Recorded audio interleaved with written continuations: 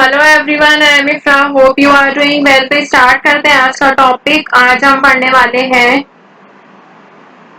GSTR 4 के बारे में ही। आज उसको कंप्लीट कर लेंगे। स्टार्ट तो कर दिया था, उसमें हम 7 पॉइंट्स पढ़ चुके हैं कि कौन कौन सी डिटेल उसमें फिल की जाती है। ठीक है, आगे कंटिन्यू करके पढ़ते हैं उसी को ही।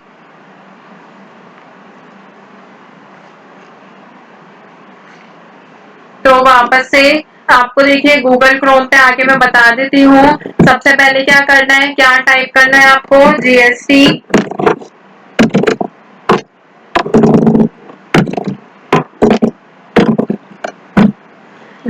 .gov.in ये ओपन हो जाएगा। इसमें से आपको अगर डाउनलोड करना है तो आप यहाँ से ऑफलाइन यूटिलिटी को डाउनलोड कर सकते हैं। ये मैंने आपको बताया है कैसे डाउनलोड करना होता है।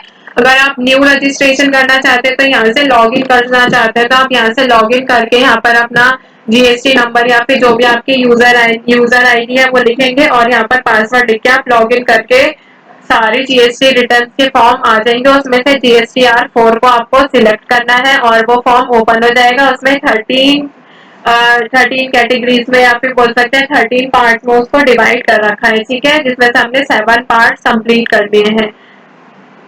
तो वापस आते हैं अपने थियोरेटिकल नोट्स पर। 7 पार्ट्स अब पढ़ते हैं 1 से। तो देखिए इसमें क्या है कि पहले लिख देती हूँ मैं।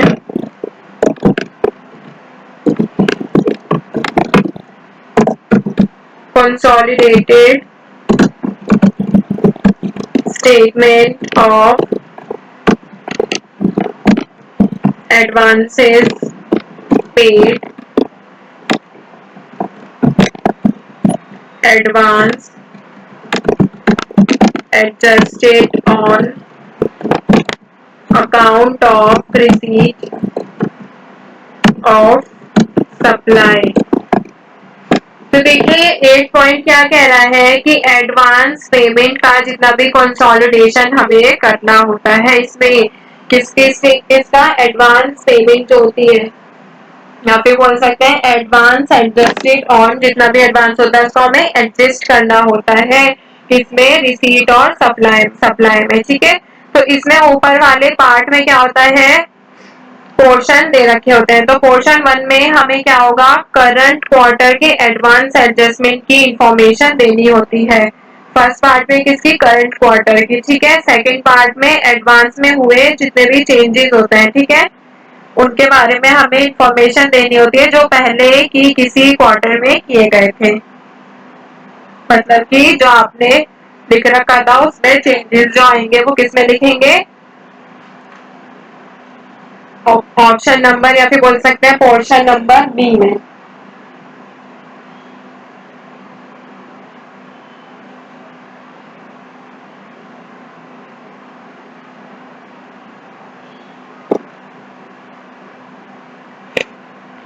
ठीक है, इसका अभी पढ़ते हैं ऑप्शन नंबर ए। देखिए इसमें क्या है कि जो क्वार्टर के एडवांस वाला जो पार्ट होता है वो क्या होता है, 2 पार्ट में बटा हुआ होता है। इसमें उस एडवांस अमाउंट की, पार्ट ए की बात कर रही हूँ, इसमें उस एडवांस अमाउंट की इंफॉर्मेशन देनी होती है जो करंट क्वार्टर के दौरान रिवर्स चार्ज वाली सप्लाईज के लिए किया गया है। मतलब इनमें क्या होता है, इंटर स्टेट और इंटर स्टेट दोनों तरह की सप्लाईज को अलग अलग आपको बताना होता है। ठीक है,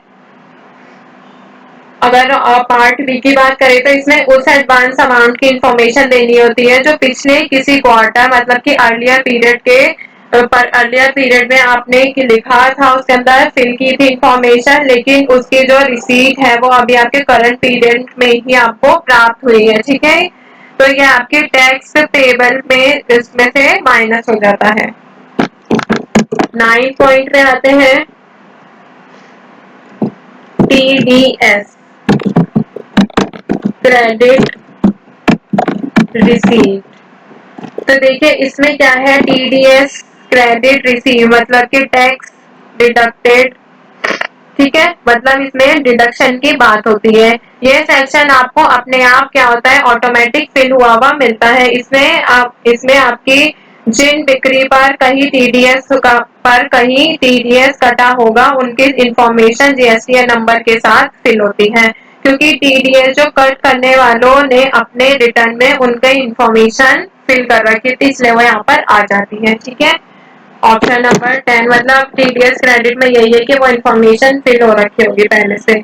इसमें क्या होगा, टैक्स पेबल एंड पेड।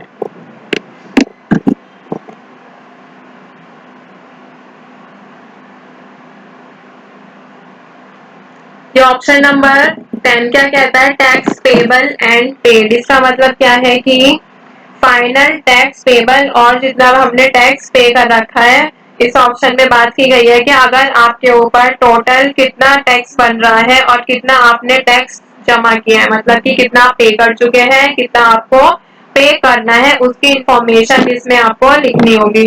तो सभी डील्स के according integrated tax, central tax, state tax या फिर यूटी या फिर यूटी टैक्स मतलब कि यूनियन टेरिटरी टैक्स या फिर सेस के अलग अलग फिल करनी होगी इन सबकी इंफॉर्मेशन। फिर 11 पे आते हैं, जल्दी जल्दी कर लेते हैं। इंटरेस्ट, लेट फी, इन तीनों को एक साथ ले लेते हैं। एंड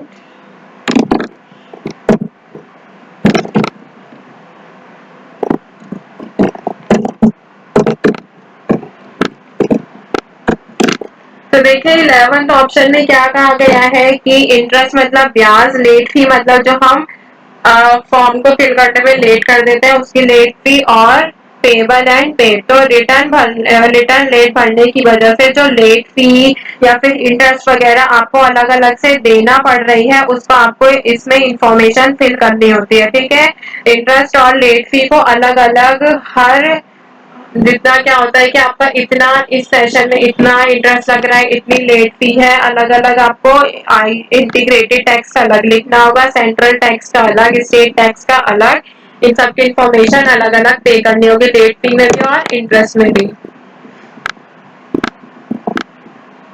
12th पॉइंट पे आते हैं, रिफंड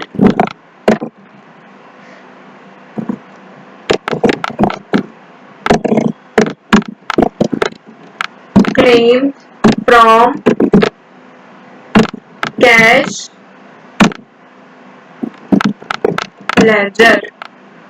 तो लेजर की अगर बात करूं तो लेजर तो आपको पता ही है कि ये बनाया जाता है टैली प्राइम में। दिखा भी देती हूँ, टैली प्राइम में आएंगे आप, यहाँ पर ग्रेड पर एंटर करेंगे, इसमें आपको यहाँ पर लेजर का ऑप्शन मिलेगा, आप यहाँ से लेजर बना सकते हैं। ठीक है, तो जैसे अगर मुझे बनाना होगा रमन, रमन कौन है, डेटर, जिसे हमने सामान बेचा है, तो यहाँ से इसको कंट्रोल ए से करके एक्सेप्ट कर सकते हैं। ठीक है, कभी मैं एक्सेप्ट नहीं कर रही हूँ, बस आपको दिखाया था। तो इस ऑप्शन में क्या कहा गया है 12th वाले में कि आपके टैक्स पेबल में सॉरी आपके टैक्स जितना भी आपको पे करना होगा, उसके बाद में जो चेंजेस के वजह से आपको इलेक्ट्रॉनिक कैश लेजर से टैक्स वापसी का क्लेम कर रहे हैं, तो उसका भी यहाँ पर आपको लिखना पड़ेगा कि आप कितना टैक्स वापसी कर रहे हैं। तो ये भी अलग अलग लिखना होगा, सेंट्रल टैक्स का अलग और ये सब अलग अलग, आईटी का अलग, यूटी का अलग, ये सब। ठीक है, अब बात करते हैं 13 और अपने लास्ट ऑप्शन की। इसमें क्या है, debit entries in cash ledger for tax interest payment. तो देखिए इसमें क्या कहा गया है, debit entries in cash ledger for tax interest payment, मतलब कि टैक्स और इंटरेस्ट जमा होने की जो एंट्रीज के बारे में आपको इसमें बताया गया है। जैसे कि आप अपना टैक्स, इंटरेस्ट या फिर लेट फी पे कर देते हैं और उसका रिटर्न जो है वो जमा हो जाता है, तो उसकी इसमें क्या होता है, उसकी एंट्री इसमें अपने आप कैश लेजर में हो जाती है। कैश लेजर में मतलब ऑटोमेटिक एंट्री हो जाती है।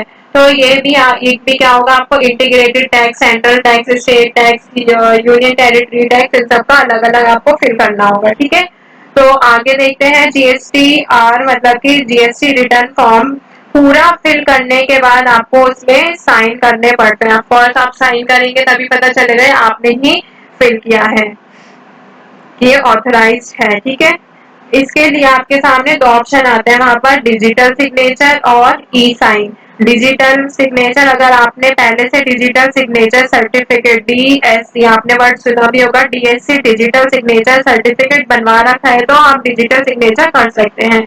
और दूसरा ऑप्शन क्या बताया था मैंने, ई साइन। अगर आपके पास डिजिटल सिग्नेचर सर्टिफिकेट नहीं है, मतलब कि आपने उसमें नहीं अप्रूव करा रखा खुद को, तो आप ई साइन कर सकते हैं, लेकिन इसके लिए आपके पास आधार कार्ड नंबर होना जरूरी है। आधार कार्ड आप सबके पास होता ही है, क्योंकि आधार कार्ड नंबर के साथ मोबाइल नंबर पर ही आपको ई साइन का वेरिफिकेशन ओटीपी आता है। तो यहाँ पर ये जो टॉपिक है ये कंप्लीट होता है, कौन सा क्या क्या इंफॉर्मेशन फिल की जाती है जीएसटीआर 4 में। तो हम जीएसटीआर 4 तो यहाँ पे कंप्लीट कर चुके हैं। आई होप आपको समझ आया होगा ये सारे ऑप्शन का क्या मतलब होता है, ठीक है। तो यहाँ पे जीएसटीआर 4 जो फॉर्म है ये 30 पार्ट्स में बटा हुआ होता है, ठीक है। इसको